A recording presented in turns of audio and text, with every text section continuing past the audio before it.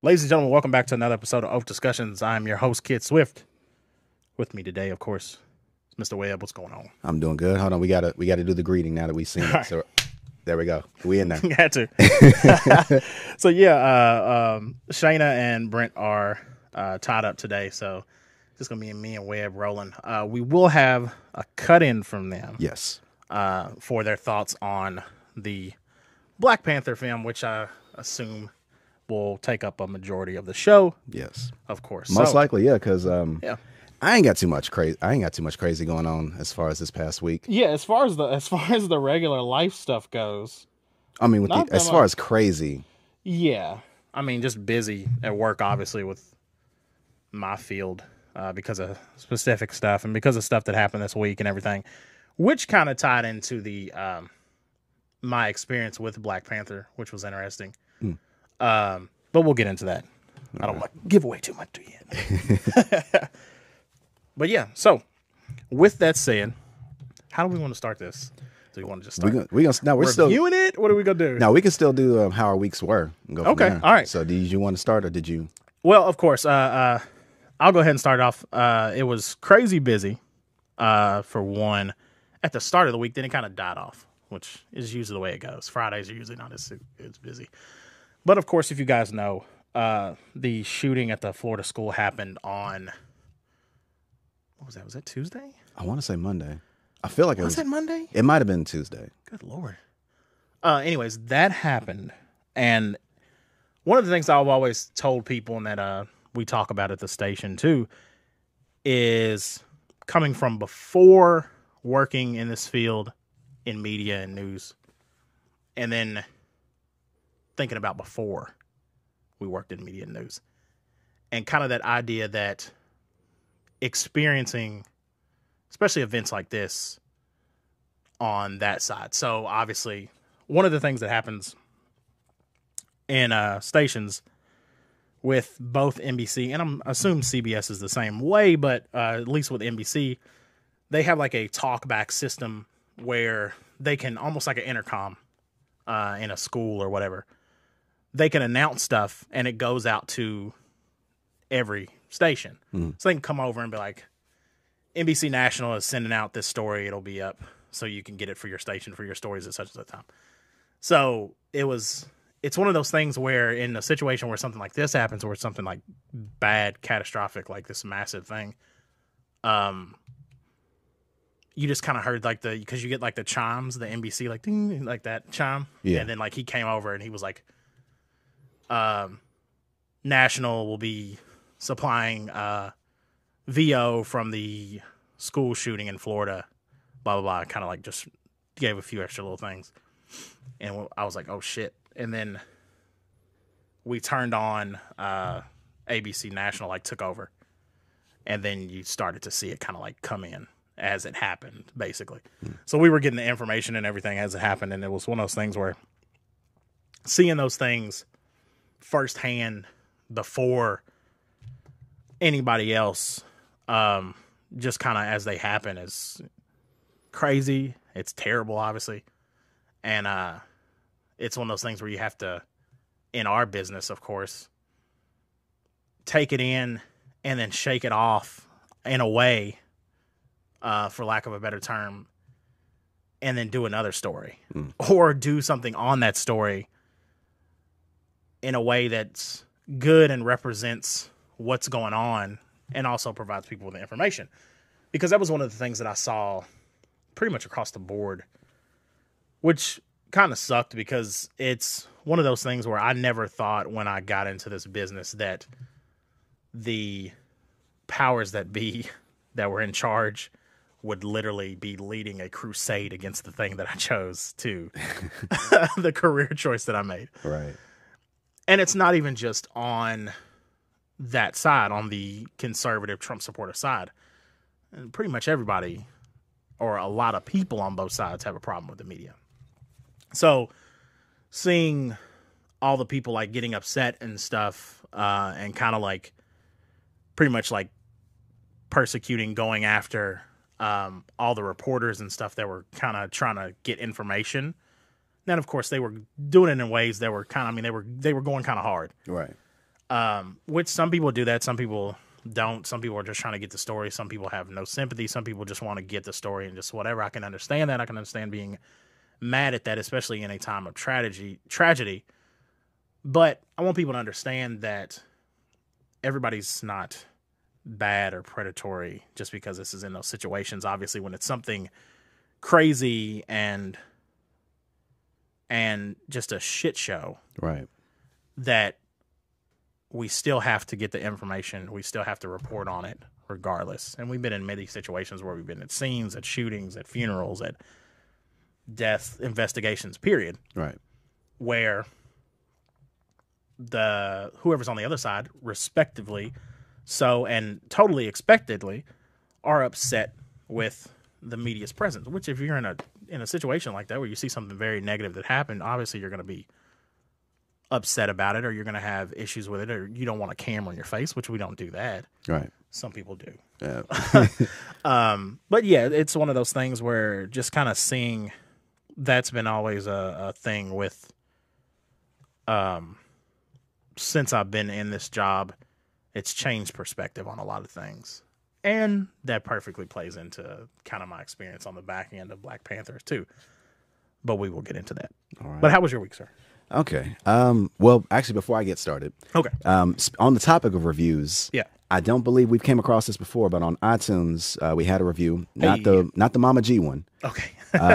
We got all of the Mama G review. So shout out to Mama G on that one. Yeah, definitely. But there was another review from Just Blaze 513. I don't believe we've read this one before. I don't think so. OafDiscussions, fire emoji, 5 stars. Nice. Dope pod right here. Make sure y'all go out and subscribe if you haven't already. Dope discussions and convo every episode. Signed, Just Blaze. Just Blaze? No, not that one. Yeah, There's no T. There's no T on that one. Ah, very nice. So, very nice. So shout out to Just Blaze. Shout out to Mama you. G on the reviews. If you want us to sit there and shout you out on the episode, by all means, give us a 5-star, or hell, if you felt that way, a 1-star review. Yeah. Or just leave a comment in the YouTube discussions, and we'll bring you up. We'll bring you up to speed. Or well, actually, no, we'll shout you out on the episode. Kind of similar to Seth Aramovich. Yeah, he's constantly absolutely got something to say on these episodes. And the 5 stars is a really important thing because it helps us get more exposure. That helps us get in front of more people. The comments, if you want to comment and leave something like Just Blaze did, that's great. If you want to leave whatever, you can leave a funny story or something that pertains to one of the topics we talk about. The 5 stars is the main thing, but we would love even more than just like to see comments like that. We love those. But if you give us some goofy story or something like that in that, just fill that shit up. Apple Absolutely. Absolutely. Use that space. But yeah, thank you. We appreciate it, definitely. Absolutely. All right. So let me go ahead. So now I can be selfish. I think I was starting to get sick. Okay. Thursday, I was like sore throat. I could feel it. I knew it was about to happen. And Friday, it hit me. Yeah. Sore throat, runny nose, congestion. Probably the back and forth between the weather is what's doing it for me. Oh yeah. I'm better now. It's just like I feel a little tickle. So it's probably gonna come up every now and then throughout the episode. I'm just gonna cough or just like. Right. Yeah. That works. Yeah. That works. For as of last week, I did finish Altered Carbon. Okay, I need to finish that. It is. I'm almost done. I think I've only got like a couple episodes. Yeah. Luckily, they didn't do the 13 episode arc like they usually do with Netflix. Yeah. I know. A lot of shows. That's good. Honestly, I kind of felt like they probably could have shortened this one. Really? As well. Like there were 10 episodes in this. Yeah. And it kind of felt like at the end they kind of stumbled a little bit. Like the last 2 episodes, they were kind of tripping over their own feet. Yeah. Trying to wrap this up. Yeah. Oh, well, now that I think about it, now I say like that, should they have done 13 episodes if they were tripping up to try to wrap this up? They might have had to elaborate, or they could have shortened it and not. Either they could have left something out, or they needed more time to elaborate. Right. Either one. Right. That's why I like the way British programming does a lot of times. Or they just have 6 episodes. Like 6 episodes, season. And then we're out. Yeah. We're gone. We're done. And they don't even series. Yeah, exactly. And you don't know whether whether they're going to continue that or not. Like as evidence with Luther. Yeah, exactly. It was like 6 episodes and bye. Yeah. I love the way they do that. It's terrifying in a way because you're sitting there like literally a lot of times like fuck, I want more of this. Right. But a lot of times you get more, but then it's still Black just Mirror. like Black Mirror, Sherlock. I think about that because that was like 6 episodes. The original House of Cards. Yeah. 6 get out of here. The Office? The original Office? I don't remember if that one was because that one was I think those original ones were 30-minute episodes, so I don't know if they have the same general formula when they do like to television 30-minute episodes, but when they do like that hour-long stuff or hour-plus long stuff, which some of them are, I feel like they do that a lot more times. Because like some of those episodes, like that first season of Sherlock was like short, but like the episodes were like an hour, almost an hour and a half long. Yeah, so they were like little movies. Yeah, exactly. Like each case was like a movie, so I was like, okay, I can understand that. That's fine. But yeah, so with that said, so do you like it overall? Overall, I liked it. I can provide a more in-depth review later this week. Okay. Oh shit! Now that I said that on camera, I gotta sit there and I gotta follow through with it now. We'll have to do a spoiler. So no, I'll shoot. Well, I'll have something by the end of the week. Okay. As far as review goes, so I got to hold me up to that now. Yeah. As far as with Netflix's original programming, how does it stand? I mean, it's a lot. It's a lot. I know it's a lot. I mean, we're getting to the point where we're like, oh shit, there's a lot of fucking shows. I think they're in their pocket now. Yeah. That's probably the best way to put it. It's like they now kind of got like their idea of what they want to do.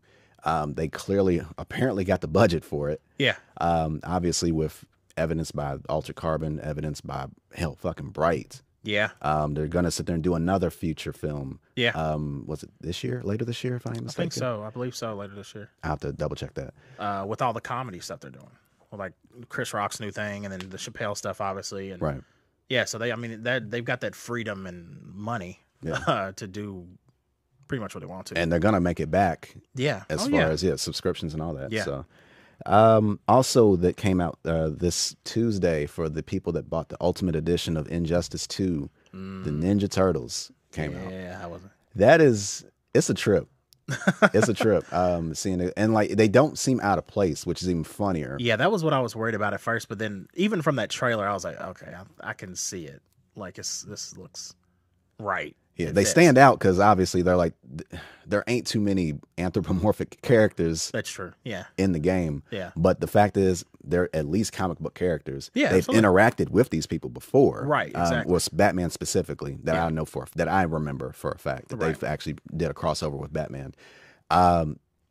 Each of the characters have their own style, which is pretty interesting. As far as like, I think Raphael for me was the hardest to figure out. Okay. On account of like his character trait, where like it's like he gets hyped about something, and like and it builds up a certain meter, and if you do that enough times, then you get to use it as like it has like its own automatic combo to it. So it does a lot of heavy damage. So he almost has like a rage meter. Yeah, like which makes sense. Super.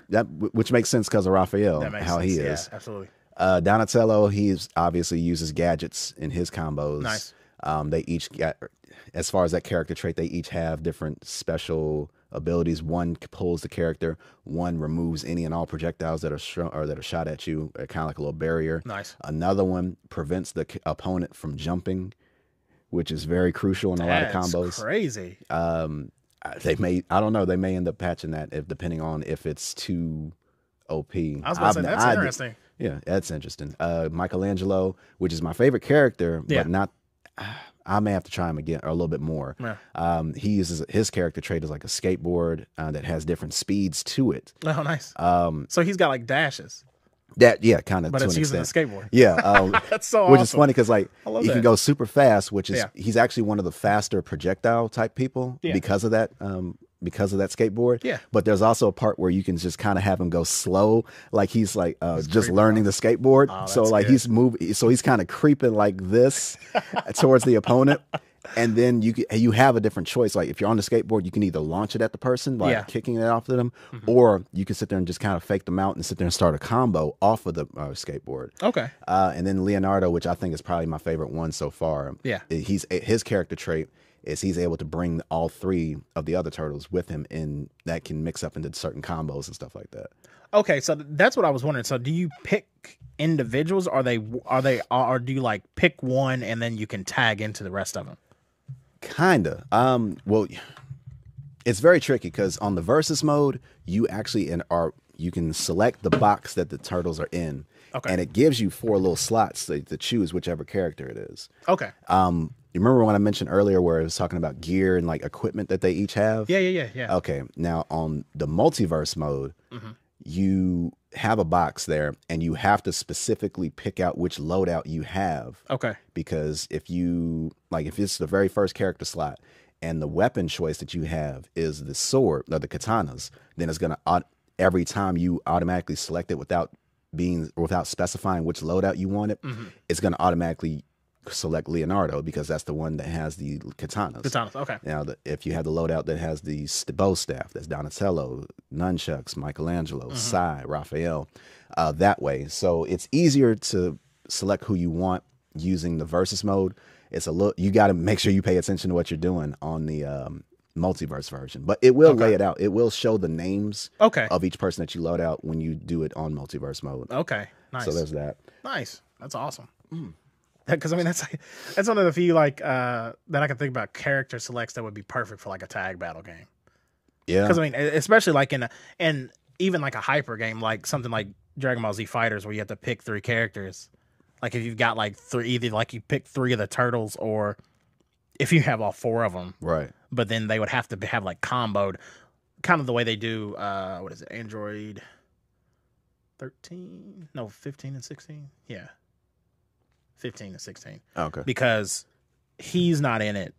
The android with the black hair, he's not in the game as a selectable character, but he is a tag assist. The black hair, 17? 17, yeah. Okay. 17 and the blonde hair is 16, right? 18. 18. The one that's married to 17, Krillin? 18. Yeah, exactly. Yeah, 17, 18. So 18 is actually a selectable character, but 17 is an assist only, which is a pretty cool assist because it's one of those where she gets into like a lock state, like where she's like kind of like downed, and you know how he's like really protective. Yeah. So like if she's in that state and you just stand there idle and you just wait for her to like regain out of that and just go back to regular combos, go back to her normals, it's fine. But if you try to attack her, he automatically like assists like super hard and fucks you up. Yeah, it's pretty cool. Yeah. And also another thing that notes, I found the funniest porno I've ever seen. Or it wasn't even the funniest. It was just the sound effects were the funniest things I've ever heard. That's amazing. Because I would have, if the person that commented, somebody put it on Twitter. So it just popped up on my timeline. Here you go. And it's like, all right. I was going to ignore it. Yeah. And, like just watching it without sound, it was just like, okay, that's fine. Oh, okay, well, that's kind of gross. Right. But the sound effects, when I sit there and decided to listen to it. Yeah. That's funny. It was like the person that was making the most noise was this woman, and she sounded old. She sounded older. So this, okay. So mature porn, sure, right? Yeah. She's sitting there making noises. It was like, yeah, you sound older than it. Yeah. This is definitely mature porn, right? And then she started, yeah, I can censor it. Yeah, she started squirting. Yeah. And she was making weird noises at that point. She was like, ah! Ah! Ah! And I was dying laughing listening to it. And I sit there and I had the comment under it. So I sit there right underneath it. I searched caw under GIFs. Oh, that's great. And I was expecting to find a raven or something. Yeah, exactly. Yeah. I found a robot pterodactyl. Okay, and you know what? That's actually better. And I sit there and just put that on there and good. let it be. That's funny. That was hilarious. A robot pterodactyl. Okay, that's I didn't expect that. That's no, hilarious. I didn't either. That's funny. I did not either. Oh my God. All right, that's ridiculous. So that's so good week. Good week. So, yeah. And before watching Black Panther, I got into a debate, which I'm now learning. Don't go out of your way to defend somebody on the internet, especially if you don't know that person.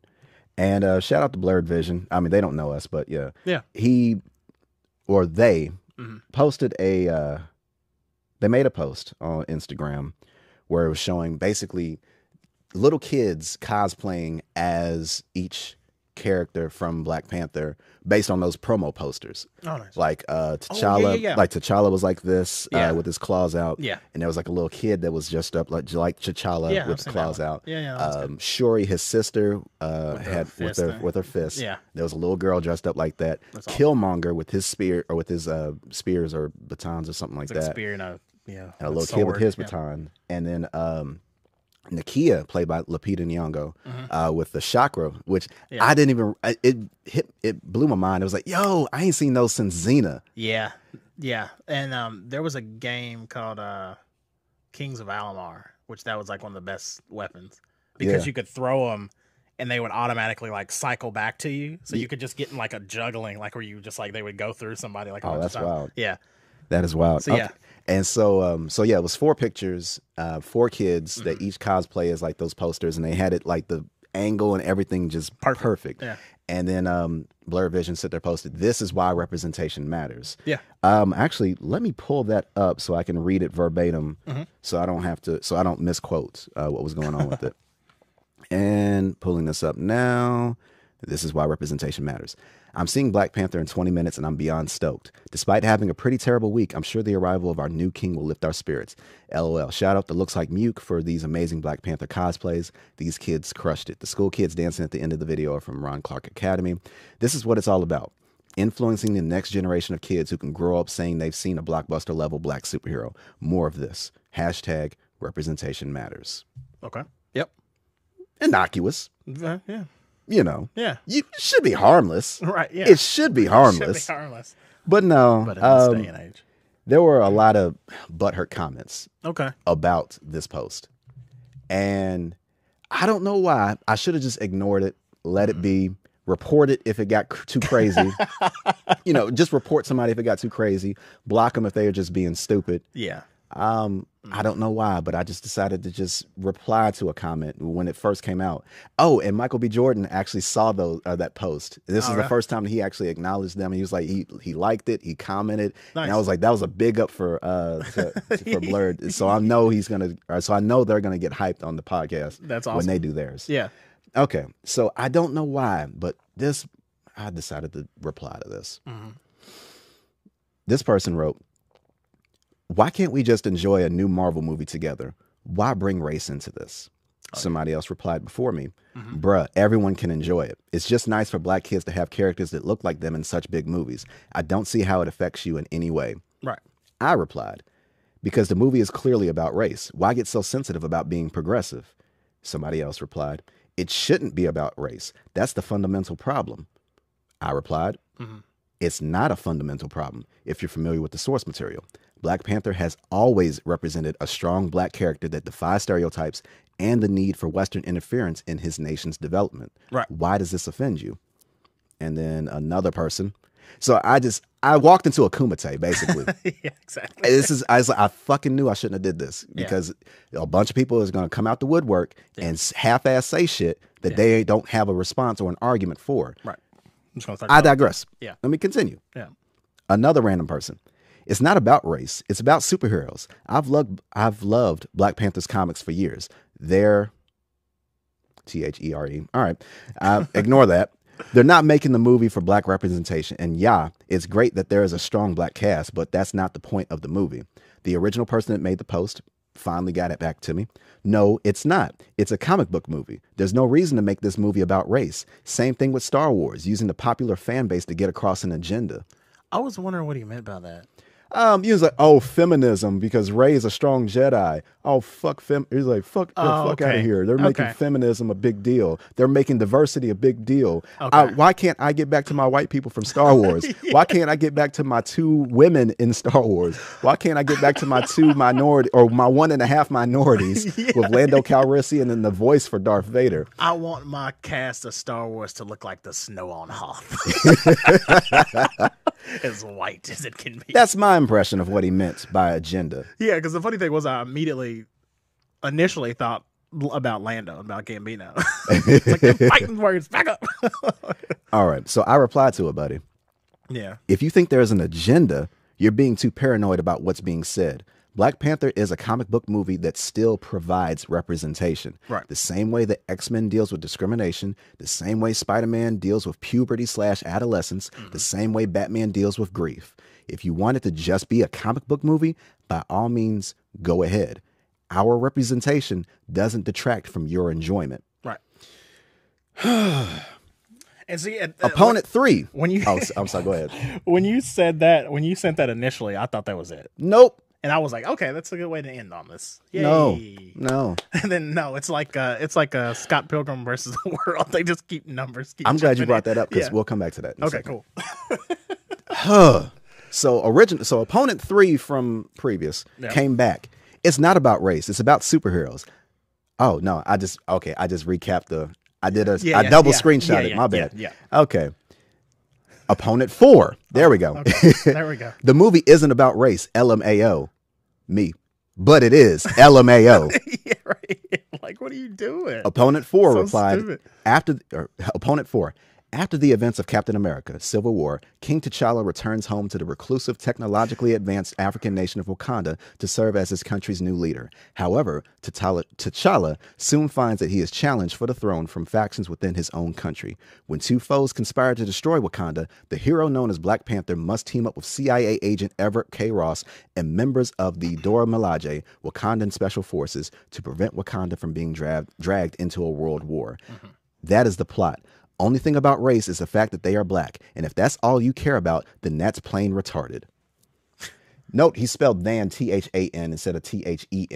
But then you are. Than, meaning like greater than or less than. He used that, right. But wants to call me retarded. Okay. Oh, man. I replied to him, congratulations. You know how to read a synopsis. Exactly. If you interpreted about race to mean the plot of the movie and assumed that that's all I care about, then clearly you have the learning disability. Right. The entire argument that Blurred Vision and I have made was that representation matters. This movie is about that representation of a race. I see you didn't throw a fit when I described Spider-Man, X-Men, and Batman, so why get offended about Black Panther being about representation of a race? He came back. I'm not offended. I'm just saying this movie has nothing to do with race. And I'm not offended that Black Panther represents race, because it doesn't. It represents his culture, the people of Wakanda, not the whole black community. I replied, and luckily, thank God, this was the end of this conversation. Yeah. Black Panther is a strong, non-stereotypical black character. If black people can relate or attach to that, then yes, that is representation. The nation of Wakanda has defied European imperialism for centuries. So yes, that represents a strong, self-sufficient black community. Therefore, Black Panther is about race. No one is saying the plot involves protesting or fighting for civil rights, if that's what you think about race means. The argument has always been about representation of a race. Right. Exactly. Yeah. I can't drop the mic, but that's going to be close enough.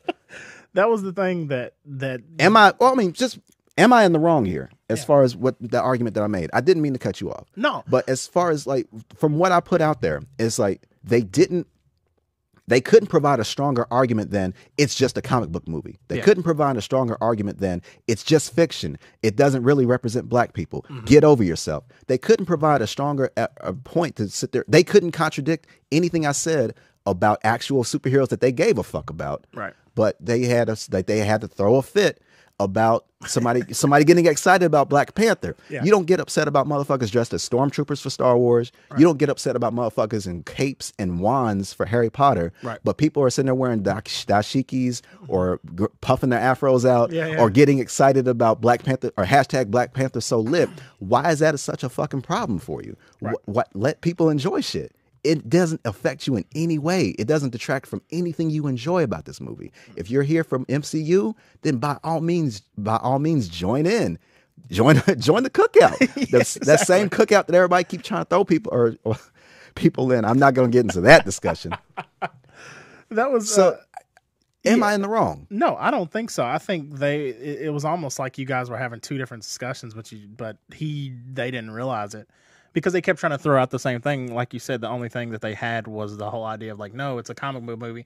And then the fact that he used the synopsis as a potential defense, I'm like, you don't understand. About race. This ain't all. Remember the Titans. Yeah, this ain't, as Bill Burr reminded me about this damn movie. Terrence Howard was in it. It was about this first black swim team. Oh yeah, I forgot about. I can't remember the name of it. I can't remember it either. What was it? I can't remember the name of it. Hold on. It's not Glory Road. Glory Road was that Glory basketball Road movie, was the black first. Yeah, the basketball team where they went up against Kentucky. Yeah, Adolph Rupp. Yeah. Ooh, the racism. I can't even think of. I can't remember the name of it. I'll come up with it later. I can't remember what it was. But Bill Burr was in there talking about. It's like, have we really gotten that? It's funny. Have we really gotten bit. that desperate to talk about racism that we sit there got to worry about the first black swim team? It's like, how'd that movie go? It's like, get out of the pool. He said, "There's always a guy that looks like me on the side. Like, get out of the pool." This ain't about that. This is not. Funny. That's not what anybody means when they say this movie is representation of a race. It's like this isn't about race. Nobody's talking about a sit out or a boycott or anything in this movie. And the fact that you sit there and had to worry, that's what your mind went to when you automatically went to about race, shows way more about you or way more about your perception of race. Exactly. Than what we're talking about. Right. It's like we're not talking about it that way. It hit me halfway through, as you just mentioned, that we're talking about two separate things. We're arguing about two separate things. Exactly. Yeah. And I tried to sit there and that's the one thing I'm starting to learn more too, is like try to argue the other person's point so that you can sit there and have a better understanding of your own point. Exactly. And with what was going on is like, okay, I see what's going on here. You all think that when we say about race, that we're talking about a civil rights movement, or we're talking about Selma or some shit like that. Yeah, exactly. No, that's not what we're talking about. No. And then it's like, no, it's not, but it's still fictional. It's like, you goddamn right. Yes, we know this. We understand that. Remember, the Titans didn't really happen. Not really, nah. It did. It did, but many it didn't. times probably, but it didn't. Oh man, yeah, that's the funny thing about it. It's one of those things where it's always hard, and I think that happens more than people realize with a lot of the internet's full of trolls type thing and that whole situation. A lot of times people are just arguing two different points and they have no fucking idea because this barrier of a screen and all you're doing is looking at text. Yeah, you get no context from body language, emotion, how the person's saying something. Background. Exactly. Yeah, you have nothing. You're literally just like shouting at words. Yeah, shouting at a screen. Yeah.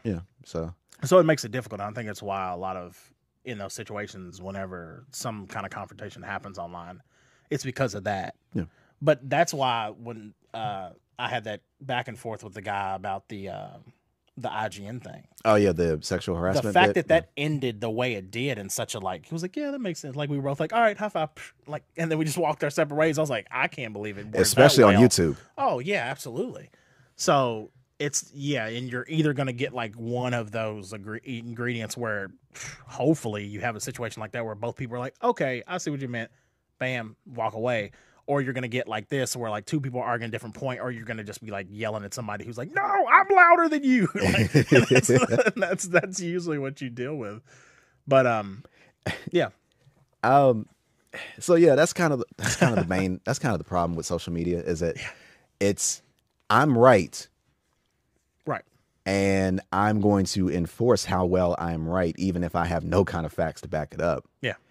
Or in this case, or not even that in the sense, it's just kind of like there are certain people that kind of feel attacked automatically just because something is brought up or something that someone can enjoy. And they kind of feel left out. It was like, well, how can I enjoy this? This is wrong on your end. It's like, no, follow along with me to figure out why the hell we feel this way. Yeah, exactly. So there's that. Yeah. And I didn't. I'm glad I get to air this out now because my wife was mad at me when I was going through because that conversation, it took maybe 3 minutes to read. Yeah. That shit took about 4 hours to go through. Yeah. Because I was sitting there coming back. It's like 10 minutes later, I see, oh, this motherfucker replied to me? No, hold on. No, you're not getting the last word. Right. You are not getting the last word. Yeah, exactly. So I should have let it go. But I knew, but it's like, no, I'm right.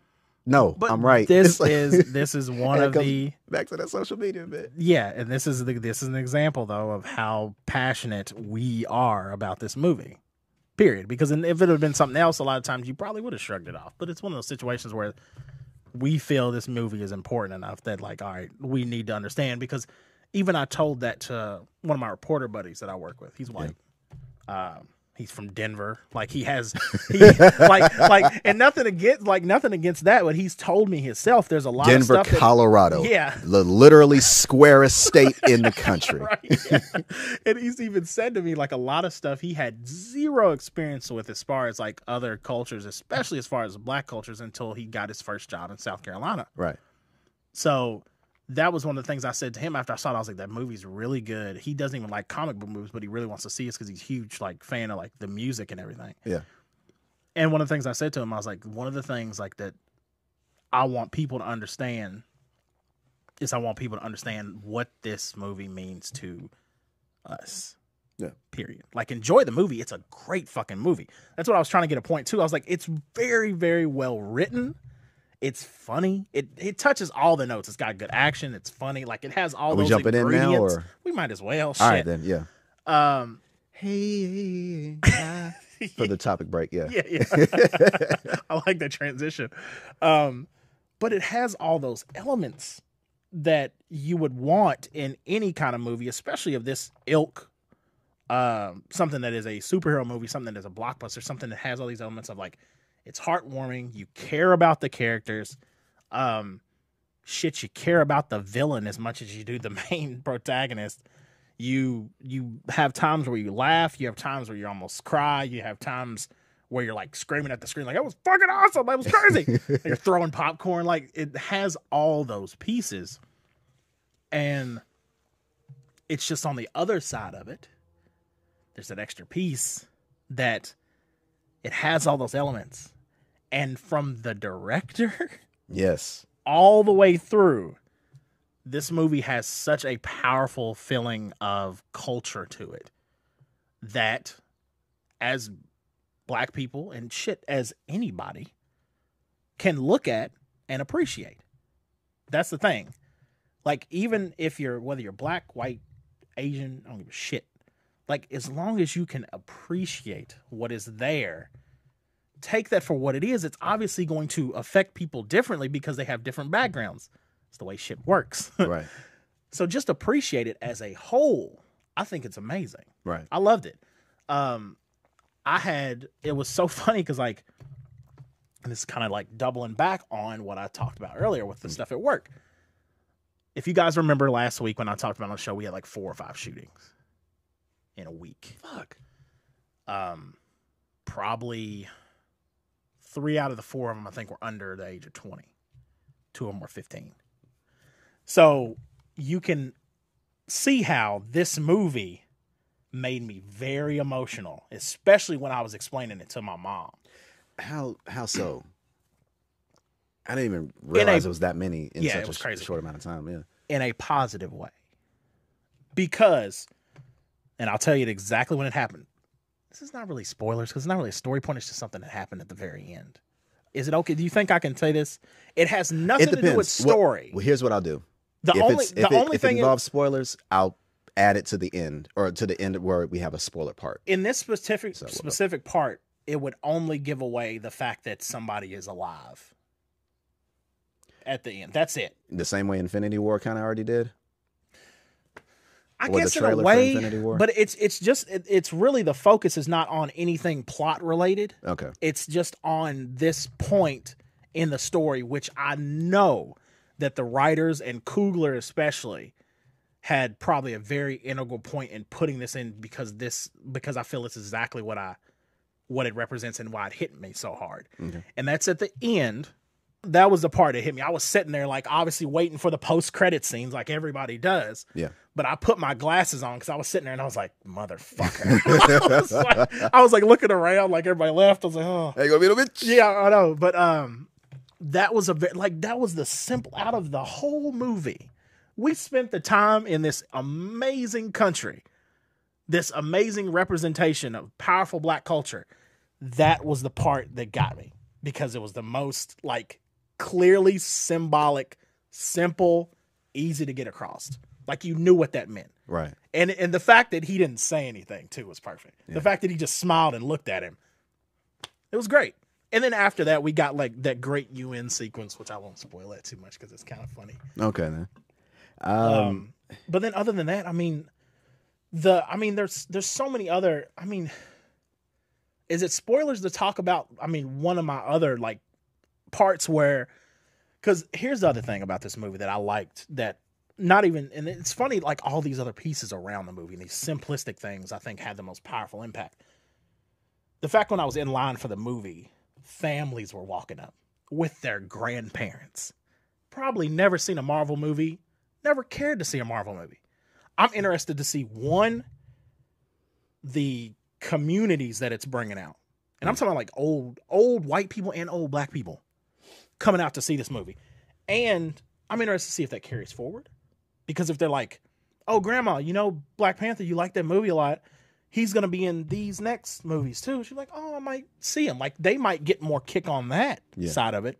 Because now a lot of people that haven't paid any attention to these comic book movies understand that there's this pillar of representation, which is what we talked about, in the middle of this humongous blockbuster and this powerhouse that is Marvel and Marvel Studios.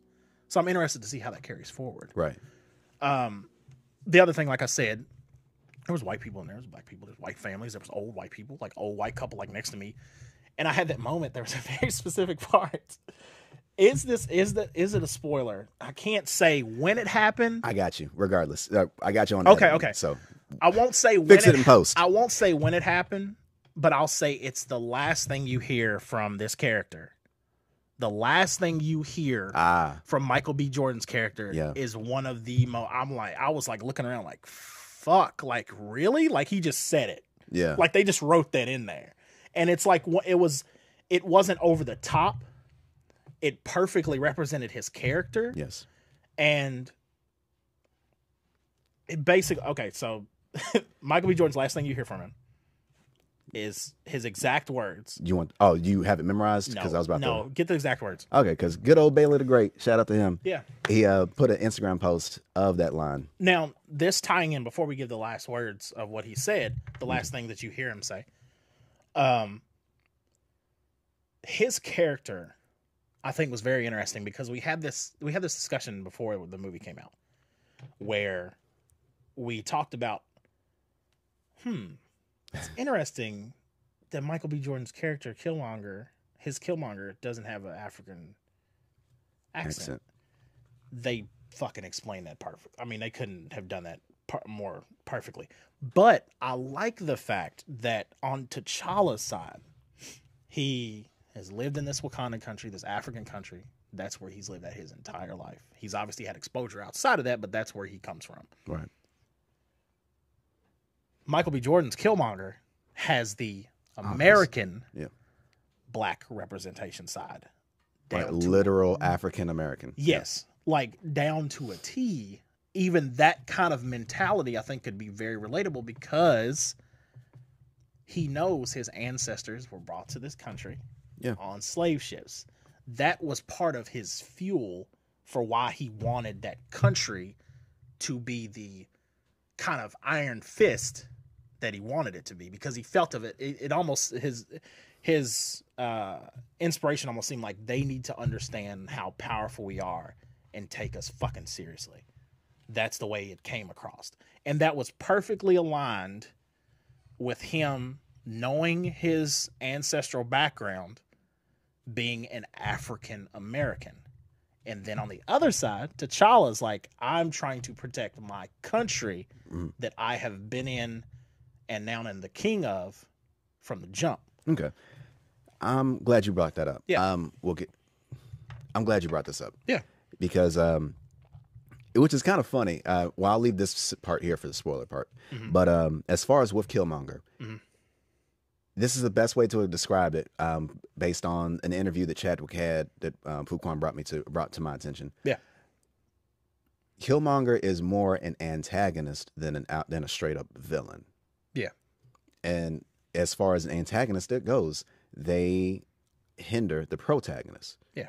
As far as like, the usual good villain or the hero villain, good and bad, black and white, there's a lot of gray.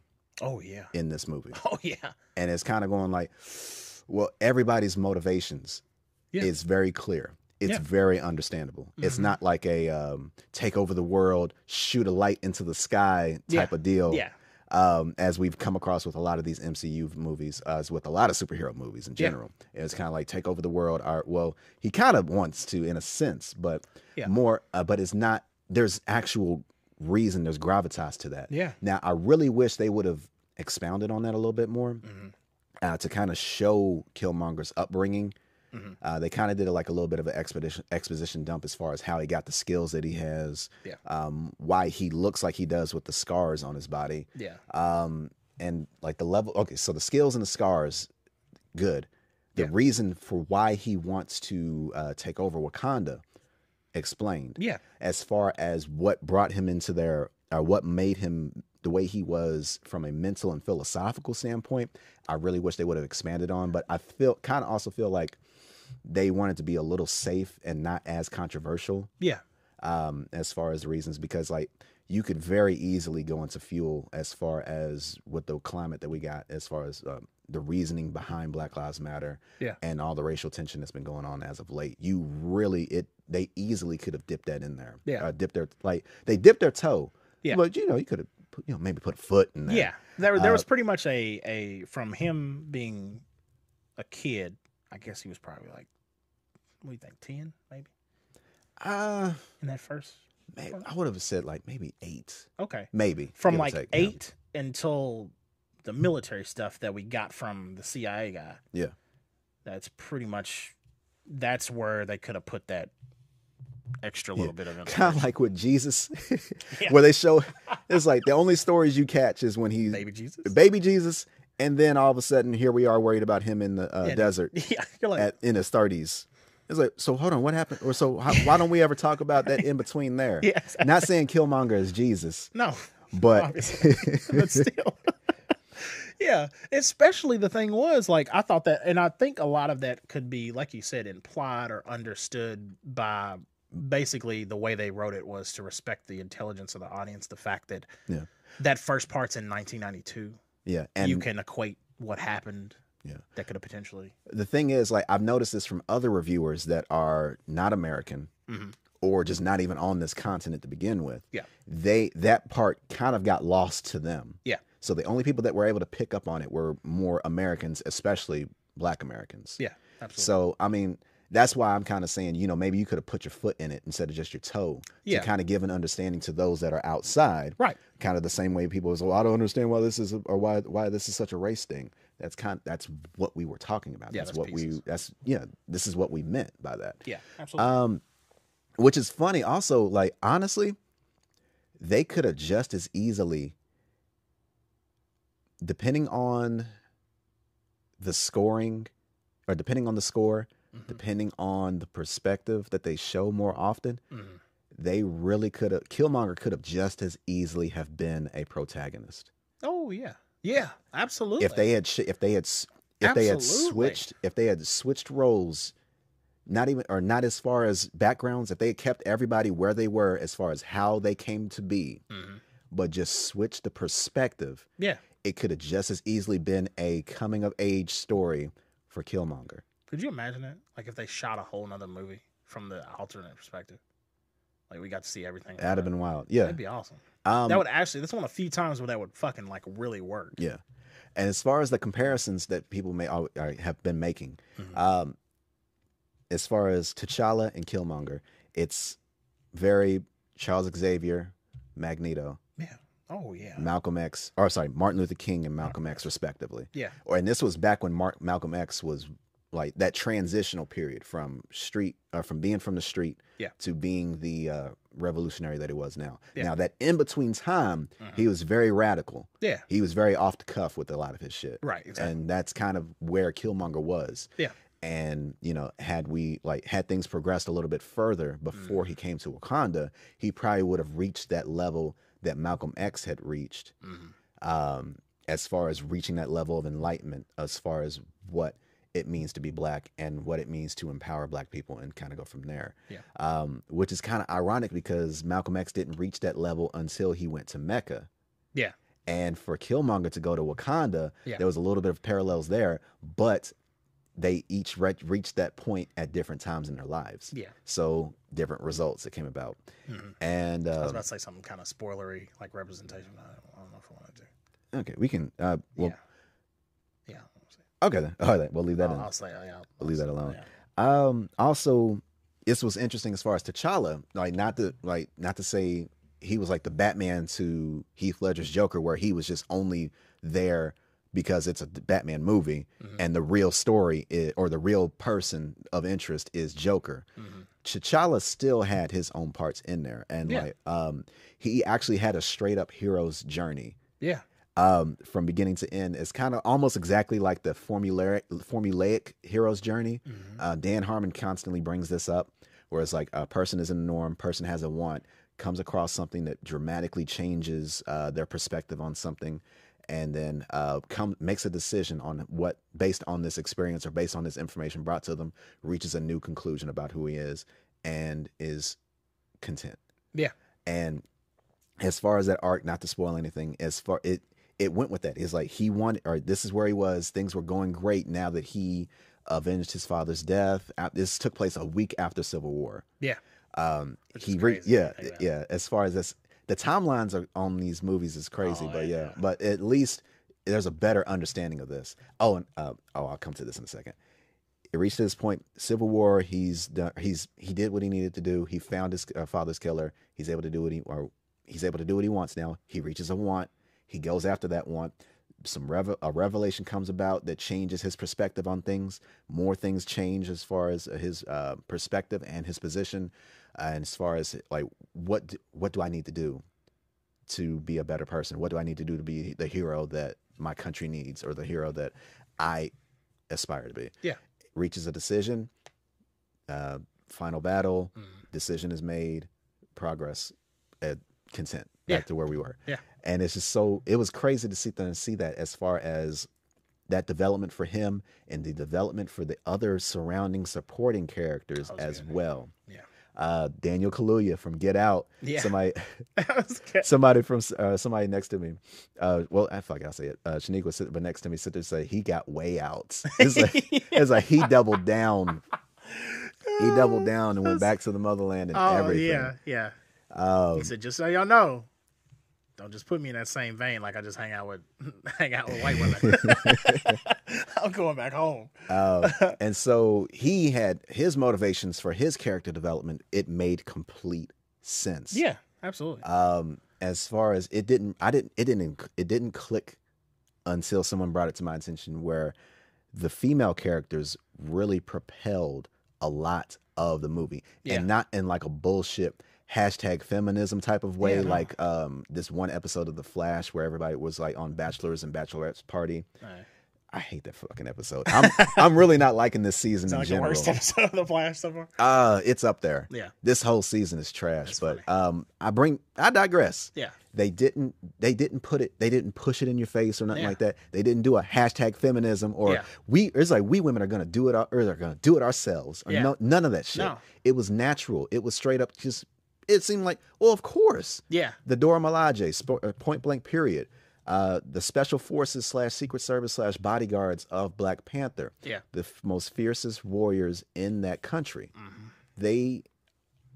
They show why they are like they are. Yeah, absolutely. Especially the general, played by Michonne of all people. She was a beast, man. She was so good. Yeah. I loved her character. And then like the other thing that I thought was really interesting that a lot of times either gets in the way, seems disingenuous, or just doesn't seem natural, is the love relationships worked really well and were just kind of touched on, but not really like the fact that Nakia and T'Challa were exes, and kind of working through this kind of like awkwardness, was interesting. The fact that, like you said, the guy from Get Out and Michonne were in a relationship, and they had that very powerful moment at the end. So, and they just touched on it. It didn't get in the way. Right. It wasn't like, oh, I don't know if he loves me or not. I don't know if I'll be able to fight. Like it wasn't anything like that. Like they were still kicking ass, and it was like, like they had like little funny shit. It was more helped the comedy side of it. Yeah. Because anytime the general could like poke fun at him, like when the whole freezing thing at the beginning, that was funny. That was hilarious. That was cute. Yeah, it was. Yeah, It was cute. Did he freeze? Did he freeze? Like, yeah. And she was like, shut up. And I just retweeted something today, but it was like when your friends ask who's the best character in Black Panther, and it's just the Will Smith meme next to his sister, just like that, which he's got like the full armor and the hands on. Yeah. And as she far was as, great. Yeah, back to that strong female character. Yeah. Hell, she's practically the smartest person, arguably. Yeah. So far in the MCU. Yeah. Absolutely. Especially to be able to manufacture the trains and the way they said that, I was like, what the fuck? Yeah, the way they were doing the way they were able to manufacture each and everything that was practically almost all her. Yeah, exactly. On there. She was like, I designed that so the way it would shut down the vibranium while it's moving because it's dangerous to move it at that speed.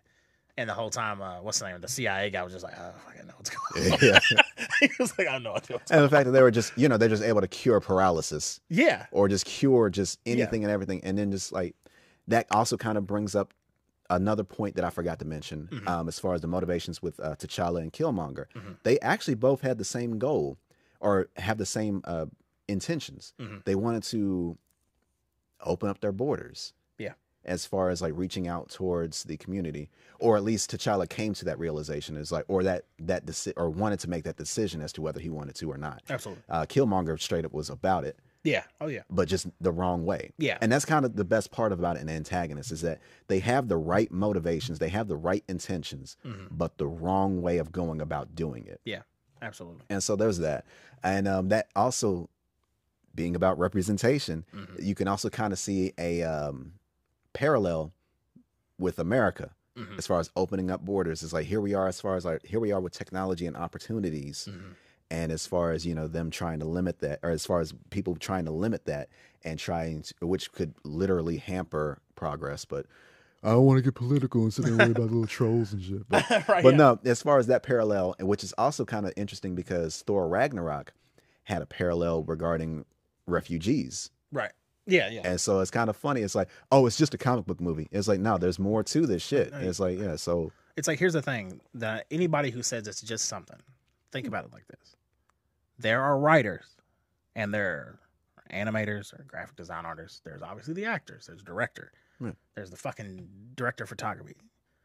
These are people who are affected by the same worlds you live in. You think none of that shit's going to make it in? You think they're not going to use their art in a way to represent something they believe in? Yeah. Get the fuck out of here. Keyword you used, art. Yeah. Yeah. That's what it is. Art is subjective. Art is going to sit there and like reflect that person's feelings or their philosophy or anything of that nature. Yeah. And it's like, you don't sit there and look at a painting. It's like, oh, it's just a painting. They just sit there and used oils and. Yeah. It's just colors. Yeah. There's more to that shit. What do we do? What? Obviously, otherwise there would be no value to it. Or with music. Oh, it's just rhythm. Yeah, right, it's exactly. Like, it's just words. And I don't understand why that. It seems like this happens in the visual mediums more so than anything else, where people just go to that defense of it's just something. Because it happens in video games too. Yeah, they want to down. Well, with video games, I don't really like. Is there a lot of? Well, it's not even really as much as that. It's more so of people not understanding that video games are a representation of art too. Yes. That's more or so. People not understanding why someone is enjoying something because they can't understand exactly what it is that they enjoy about it. Yeah. And as far as that whole idea of, oh, well, if people were to sit there and say they were pro-white, they would be racist. Yeah. Right. It's like, yeah. I mean, it's like, but why is that? When people can sit there and be pro-black, but they can't be considered racist. Being pro-black is not the same thing. As far as being pro-black, it is especially for Americans. Yeah. Especially for an American to sit there and be pro-black, it is in a scenario or in a situation, or it's like they're bringing this up as far as to elevate a community that has been been pushed down, like literally used since the jump. From jump to build this country that have literally been used as experiments, Tuskegee experiment. Google that if you ain't familiar with that. Yeah. Antoinette. What was her name? Antoinette. I can't remember. It's where they pretty much used her body as a guinea pig for progress in medicine, and didn't sit there and it's like just pretty much denied her family access to her body and all this other stuff. Right. It's like, as far as when people sit there are saying they're pro-black, they are not in any shape or form separating themselves from white people or separating themselves from other races or sitting there putting it in a situation to where they are acting as superior. That's very hard to explain to somebody if they aren't willing to sit there and look at the context as to what we're talking about when we say this. Yeah. It's like as far as just yeah, that's the why, like I said, like forest for the trees type of shit. Yeah, that's why I said at the beginning, like the main thing we want people to do, especially this is coming from black people about this movie, if you're a different race or anything, just appreciate it as what it is, as the art that it is. And this goes from here on. Yeah. Every Marvel movie, every fucking movie you see. As I just said to old buddy in there. Yeah. If you want to just look at this as just a comic book movie, no one is stopping you. Yeah, fine. No one is stopping you. It's a good one. It's just a comic book movie. It's a fucking great one. Exactly. And, as far as like, if you didn't like the movie, no one's calling you racist for it. No. As long as you have a good reason behind it. Now, granted, like as far as my gripes about the movie, which I was gonna sit there and almost bypass. My gripes about it, especially the CGI. Near the end, it started getting really. There was some stuff. It started getting a little sketchy. There was some weird stuff. That was my problem with it. As I mentioned, it wasn't as much. It wasn't as prevalent. There wasn't that much CGI, but there was some that was kind of like. But when it was there, especially near the end, it kind of got a little bit more video gamey. Yeah, yeah. That's a kind of a need for improvement on the movie side, and then they also a testament to how good video games are starting to look, because it's gonna get to a point where they're like, video games just look like CGI from movies. Right. Now it wasn't terrible, point blank, but No. it was a little distracting. Just kind of going like, okay, we just went from live action, and now we're just it's almost an animated movie. Yeah, basically. As I mentioned before with Killmonger, if they would have expanded on his backstory to kind of show his rise as to why he was pissed off at the treatment of Black Americans, to finding out that Wakanda is such an advanced country and has done nothing to help out those Black Africans, excuse me. Yeah. Black Americans and Africans throughout the country, as far as not being able to help them out or reach out to them in any shape or form. Yeah. That explains that. AKA Gold Jaguar. Yeah. With that said, also with the movie, everything that I saw, I expected. Nothing really threw me for a loop. Yeah, nothing really, like, in my opinion, as far as from what I expected from this movie, it was exactly what I expected from this movie. Yeah, I felt like a veteran, and I'm just using this example because it's the first thing that popped in my head because it's going on right now. I felt like a veteran, like figure skating judge, because I love this sport. I've been doing this sport. I've been doing this judging thing for years. Okay, I was about to say. I know pretty much all the moves they can do. Right. But I'm judging to make sure they're landing them good. Right. I like what they're landing. And they did. Let me throw out my number. And they did do that. And that's what it was. It was more so of like, I know what Killmonger's going to do. I know pretty much I had it in my head like, this is going to happen, this is going to happen. And that was from the previews. I was doing that before. Where I was putting pieces together in my head like, he's going to do this. This scene is after this happened. And then it literally played out like that. This then I was like, but I like the way you did it. Good landing. Good landing. You stuck the landing. I may have to outright just stop watching trailers. Yeah, because and this is nothing. I hate the way this sounds because it always sounds braggy and shit. But when you have like studied and like your career is in film and shit, and that's your passion, not just from like a viewer, but you actually want to / love to do this shit. Yeah, it's hard to look at a lot of stuff and not see behind the curtain and understand what they're doing storytelling wise. You're like, yeah, kind of like I know exactly what the fuck is going on. So it's one of those things where you kind of try to look at it and not, if you want to enjoy it as a viewer, you try to enjoy it as a viewer, right? But then also if you want to sit there and break it down from a pieces mechanical standpoint, you can do that too. Right. Which was fun seeing the behind the scenes shots, a lot of that shit, because that was awesome. Like one of my favorite / most unexpected like shot moments, but it was something that I immediately was like, why did I think that was gonna happen? Was Andy Serkis has his hand cannon thing, and he fucking annihilated the car that the general and Nakia was in. Yes. And I was like, oh man, she's gonna be like seriously injured. This is gonna be like the emotional tug for T'Challa. He's gonna be like, Nakia's hurt. Ah, and then she just slid up in a driver's seat. Yeah, like it was like she was ejected or something. Yeah. And the general, what's the name, just looked at her like, you okay? Like, you all right? And then I love it because what's the name, a CIA guy just pulled up and was like, you can like get in. Yeah. And put your spear in the back. Like, that was just such a goofy moment that I thought was going to be way more serious.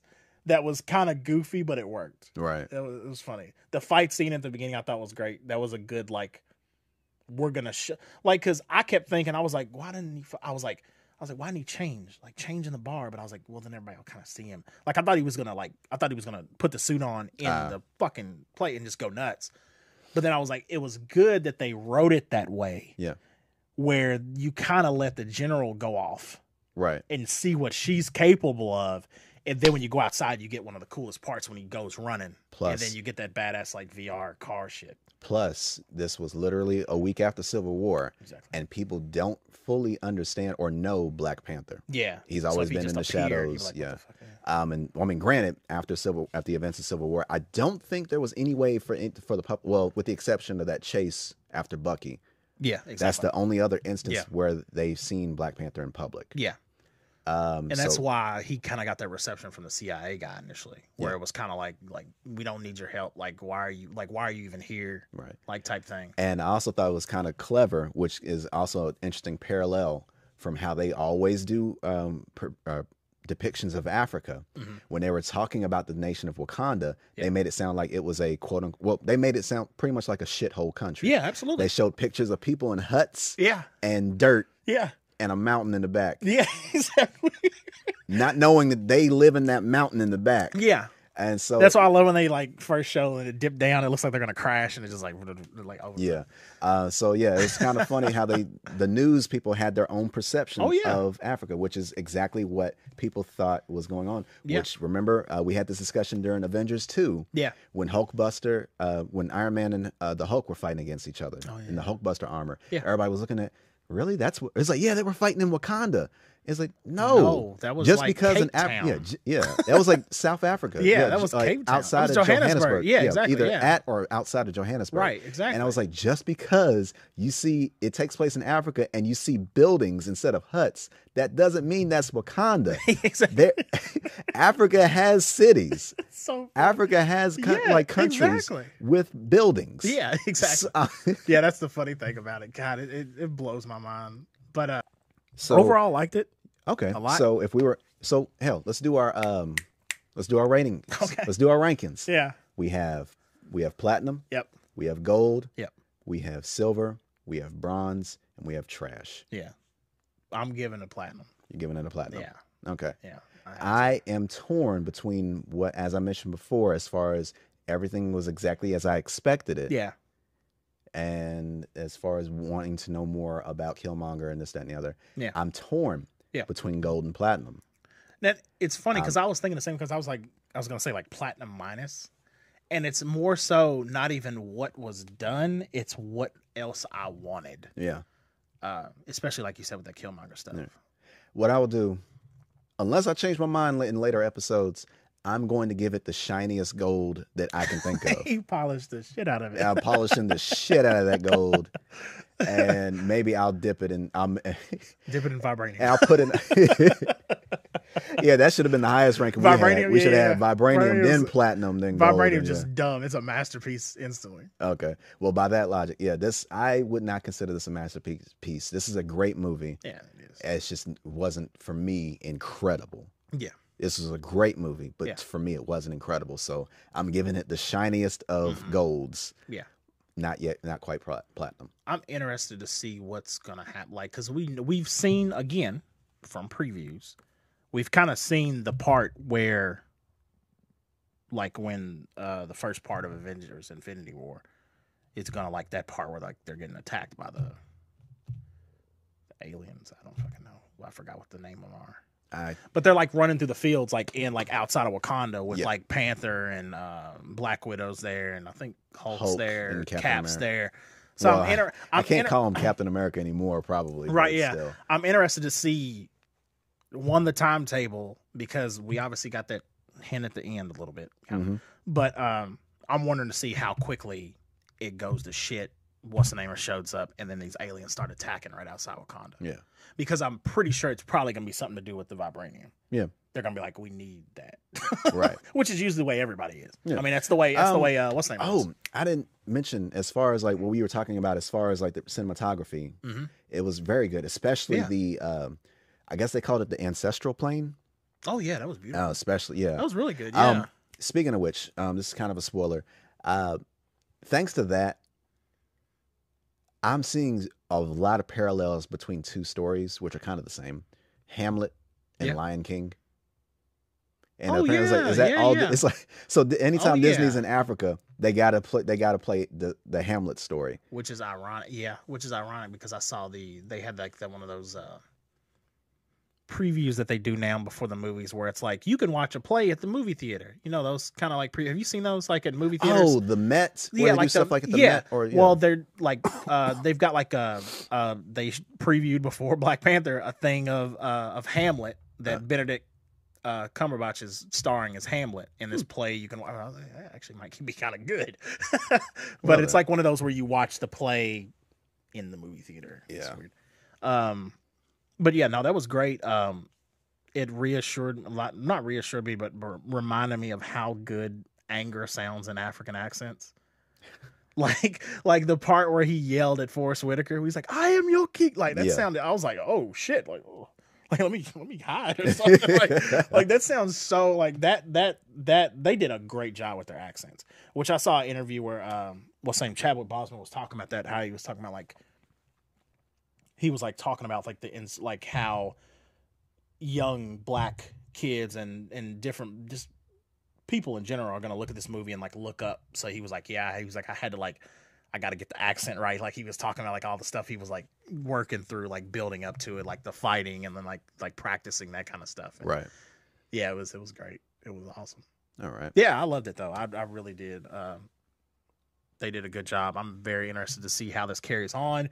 I'm interested to see how this does for Hollywood in general, because we've had like Get Out and we've had this, like we've had very powerhouse, like kind of Compton. Yeah, straight out of Compton. We've had these movies. What was the Girls Trip?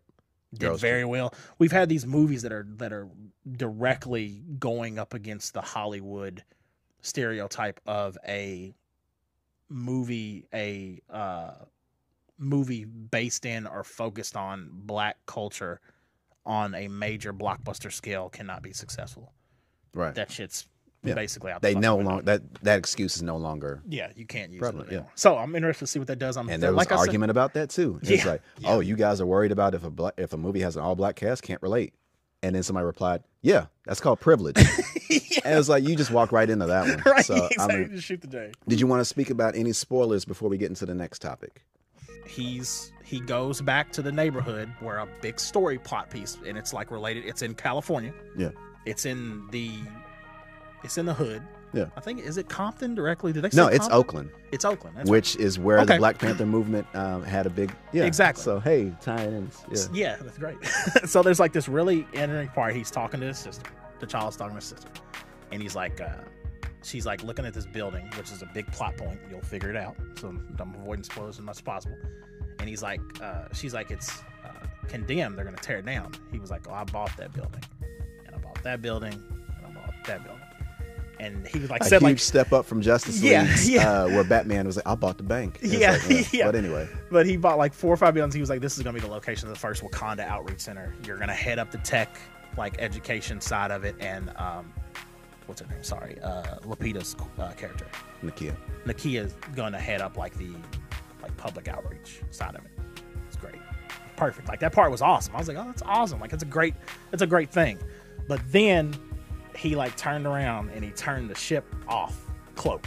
Yeah. The ship landed, those kids like crowded around it, and he had that moment of all the kids like ran up to him and they was like, oh, that's awesome, it's awesome. They were like kind of making jokes. They were like, we can break it down for parts to sell on eBay, which was hilarious. Yeah. And then his sister walked up to him and was like, hey, and like introduced herself.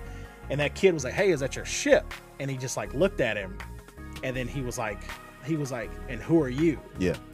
I lost it. I'm still it's kind of hit me again. Oh, wow. Because that is what this movie means. Is that interaction, that's what this movie is for. It's for little kids to see somebody in that powerful of a role and understand, like, that represents me. Yeah.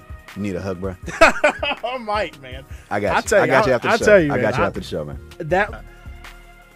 And that's what that part at the where they finally go to the UN.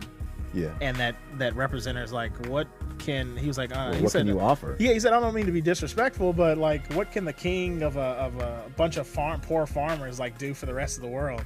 And he just kind of did this like smirk again. He's like, these niggas don't know what they talking about. Right? Like, yeah. Bam! Just vibranium just drops a piece of the table, which I love. That part was great because he had that rousing speech, and then you get that kind of kickback from it. That was great. But oh, did we read the quote? We did not. All right.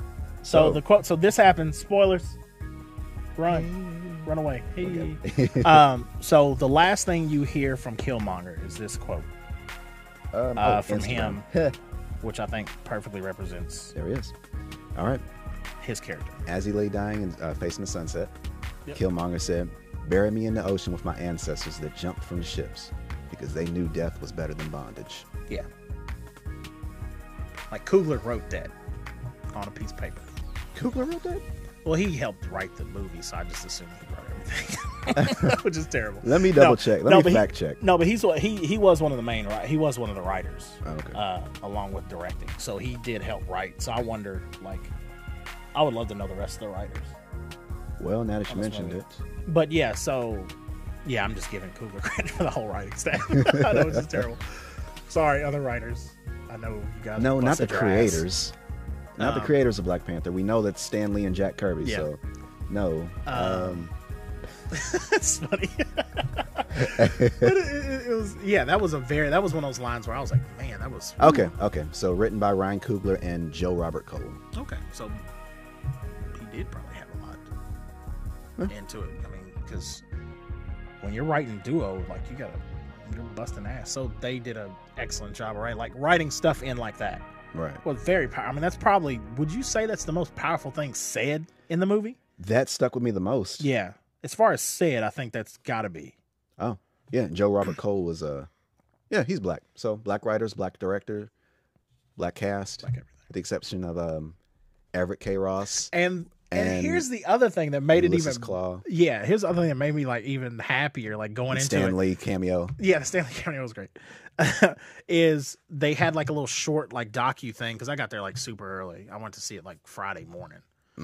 I should have did that. Yeah, it was nice. But they showed like this little short like making of documentary. It was like 5 minutes on Wrinkle in Time, Ava DuVernay's movie. So you got that. Have you read it? I haven't yet. I see.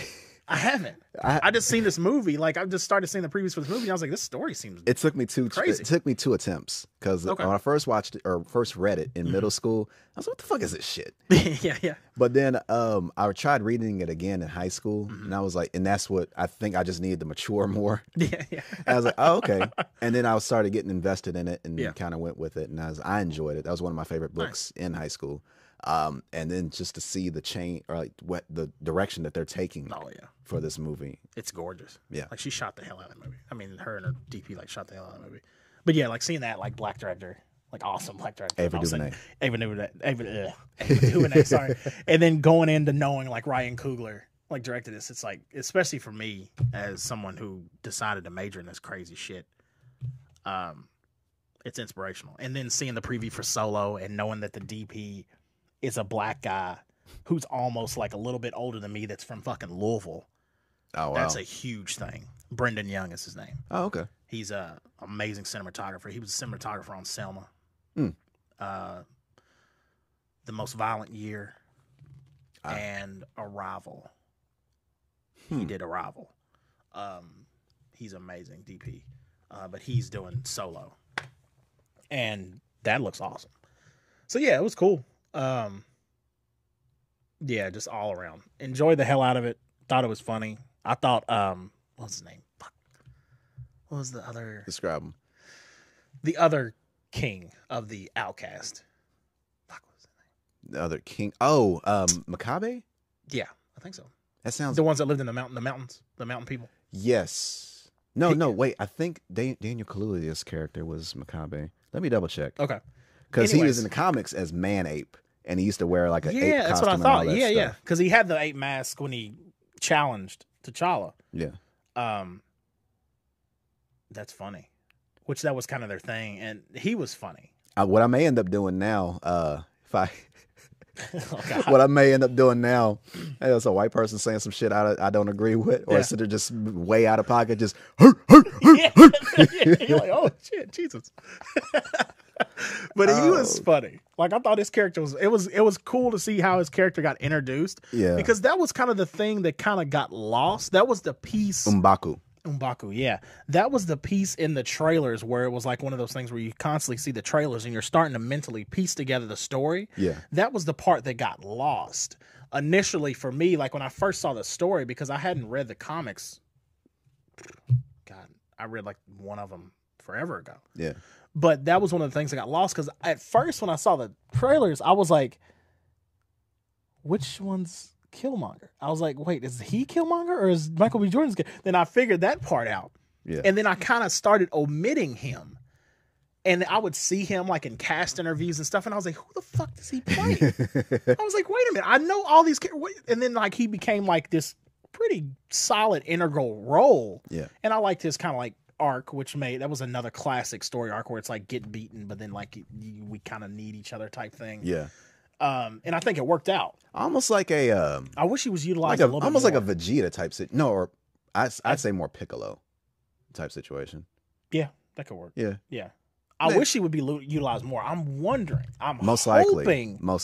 I really hope we see them or more of these characters in Infinity War. Yeah. Because I mean, if fucking Wakanda gets attacked by this alien force, you're gonna need everybody. Right. Like you're gonna need help. Like it can't just be Cap and Hulk. I mean, it kind of can with Hulk. He can fuck some shit up. But like you need like I want to see those pieces come back more than once because that's one of the things that kind of gets lost in all these awesome interconnected like comic book movies is bring more pieces along so it feels more whole as the same universe. Like don't have it where like, okay, Black Panther can leave this area. He can leave the box, the Wakanda box, but everybody else gotta stay over there. Okay. And then like you see what I'm saying? Like I want more of the supporting stuff, which we've kind of had with like Bucky's been all over the fucking place and like Falcon's been in and out of everything. But I want to see him like more pieces like for instance with Doctor Strange. I want to see like more of his like pieces like come through and stuff. But yeah, it was great. I'm excited for Infinity War. I'm excited to see obviously the second one of this, which will definitely happen. Because the Marvel boss already said he wants Ryan Coogler to direct it. I was like, duh. Who the fuck else are you going to get? Right. Yeah. Very good. If you haven't seen it, go see it. If you have seen it, see it again. Definitely support. And see all the Marvel movies. If you enjoy this. What is this? 19th now? Yeah. That movie 19? Yeah. There was a really good... one of my favorite podcasts is doing a MCU and review, and they're going back and watching every movie and reviewing it. So each episode is that's a lot of content. Yeah, it's a lot. You're talking about we're getting almost a full day's worth of movies. Even more than that because none of these movies are an hour long. Right. But yeah, so there's that. With that said, the topic that we kind of got cut off on the last episode. Oh yeah. Do you remember your favorite soundtracks? This is up there because I think it's good because it's going to do a resurgence thing where we're going to get back to movie soundtracks being more of a focused actual project, which I really like. The thing that I miss / am glad that they didn't do, which they easily could have done, is remember in the old soundtracks, what you would always get is you would always get like the movie kind of weaving through the music videos. Oh, okay, yeah. They didn't do that, obviously. Like, you didn't have T'Challa running around in King's Dead video. Nah. Like, so they're kind of these standalone pieces, but the music represents the movie, and the movie represents it, just kind of back and forth. Especially with Killmonger, that was great. The way he had a very like American hip hop theme every time. He popped in. Which was I just noticed is like great. during certain, it's like as far as throughout the movie, it had little African sounds and this, that, and the other. And but then when Killmonger was introduced, it still had the African sounds to it. But then it was like some bass knocking. Like when that shit was flying up that first time, like when it was coming to like that place where they battled. Like it was, I was like, oh man, like this shit is great. I think my favorite beat is, now this is kind of back off topic a little bit, but I'm just saying this one thing. I think my favorite track in the movie that played was when they first got to Korea. That beat was awesome. That was a good beat. Because I remember Jacob, friend of the show, was texting me like, did you get the name of that song for the Korea part? And I was like, fuck, I forgot to look at it. Because I saw the list of songs and I was like, it's in order of appearance, but I can't remember which one was which. So I was supposed to take a picture of the Not the part where they walked into the casino, was right before. No, it was like when you got that sky shot of Korea and that like K-pop beat dropped in. Oh, and it was awesome. It was great. But with that said, I said Space Jam. I think the original Rush Hour soundtrack. This one, Love and Basketball, and what was the other one? Oh God, I can't think. It's the one that Brent said too, because Brent said the same thing. Oh, what did he say? And we can't go back and listen to it either. Brown sugar. Okay. Yeah, okay. Yeah. Okay. I think that's it. Ooh. That's what you're. And did you have any? And you said, I think you mentioned video game soundtracks too. Do you remember that? Oh yeah, Nier Automata's soundtrack is probably one of the best soundtracks I've ever heard. That's coming back to me now. Yeah. Grand Theft Auto, Vice City. I mean, it's all like classic '80s music, but it's incredible. Yeah. And I probably can't think of 5 off the top of my head, but the other one I can remember because the producer is phenomenal, and that's Prey, the new Prey. Because there was the old Prey that was about.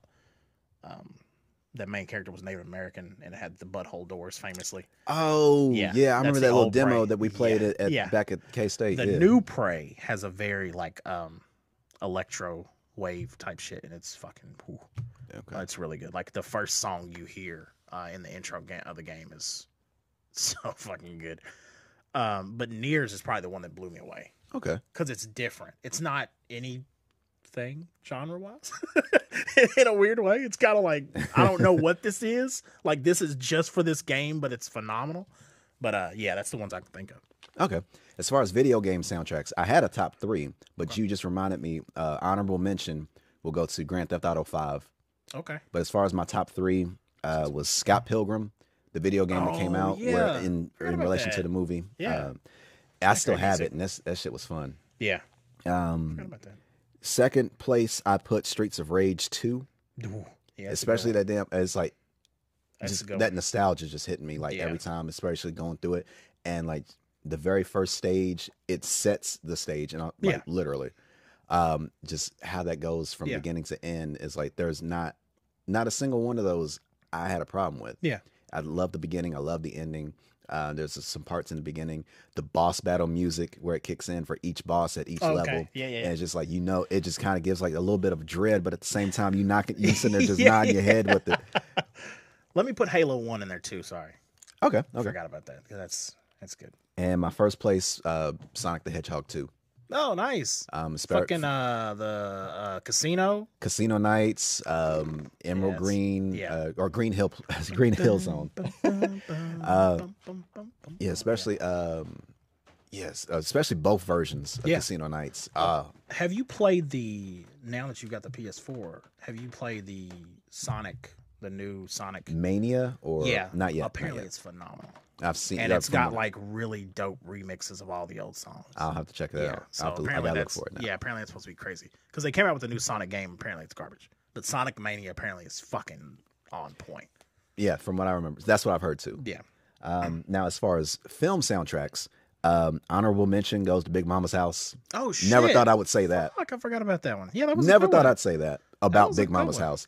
Terrible movie, Yeah. but that soundtrack was great. I forgot about that. Yeah. In 5th place, I got Booty Call. Oh yeah, I remember you saying that last time. I Yeah. got Nutty Professor in 4th place. Okay. 3rd place, I'm gonna put Brown Sugar. Okay. 2nd place, Black Panther, as we mentioned on the last episode. Okay. And at 1st place, I mean, there was no question it was gonna be Purple Rain. Yeah. me. That's good. Me So- and my girlfriend were listening to that yesterday. Man, Fucking stupid. I should have said that too because that has my favorite Prince song in it. which one? I Will Die for You. Okay. That's Okay. fucking song. It's so good. And that video's amazing. It's so good. Like I love that video so much. But yeah, so yeah, absolutely. If you guys have a favorite soundtrack, let us know what it is because I know there's multiple ones we forgot. Or and a just what bunch of- pertains to you specifically. So. Absolutely. And when you see Black Panther, let us know how you like it. Try to leave out spoilers until we get a few weeks in. If you do comment with how you like the movie or anything like that, so we don't screw it up for any of our other listeners. But yeah, just let us know what you think about it. Get ready for the fights. But no, absolutely let us know. Like we said, give us 5 stars on iTunes. That is the best way for us to get exposure and to get in front of more people. We appreciate it. But as far as the comments go, if you want to leave something that tells how you like the show, that's fine. But if you want to tell a crazy story or put anything else, go ahead, please, by all means. Because we enjoy that shit and we will read it. And we will read it on the show too. So, with that said, pretty good episode. Yeah. By all means, how can we reach you? I am at KNKidSwift on Twitter. I'm at future_ASC on Instagram. Yeah, let me know. Follow me. Holla at me. Mine's Web859 on Twitter, Web.859 on Instagram. Don't worry about my Snapchat. I'm just there to lurk. Yeah. Yep. As always, yeah, as he mentioned before, leave us a comment on any of the social media platforms that you see us on at OafDiscussions, OafDiscussions.com for everything that you want as far as links go. Yeah. With that said, Cool. thanks for watching. Peace, guys. Ladies and gentlemen, that has been Oaf Discussions. Please listen to us on Podbean, iTunes, Google Play now, Stitcher, audio episodes on YouTube as well. And so that's all we have today. Thank you very guys. much for listening, and you enjoy the rest of your day. Appreciate it. Peace. There we are. Oaf Discussions pioneers. Quickly. Confirmed. Make the meme and then put the @big thing on there with the stupid little graphic like every other goddamn internet comedian does. We got to get these views, baby.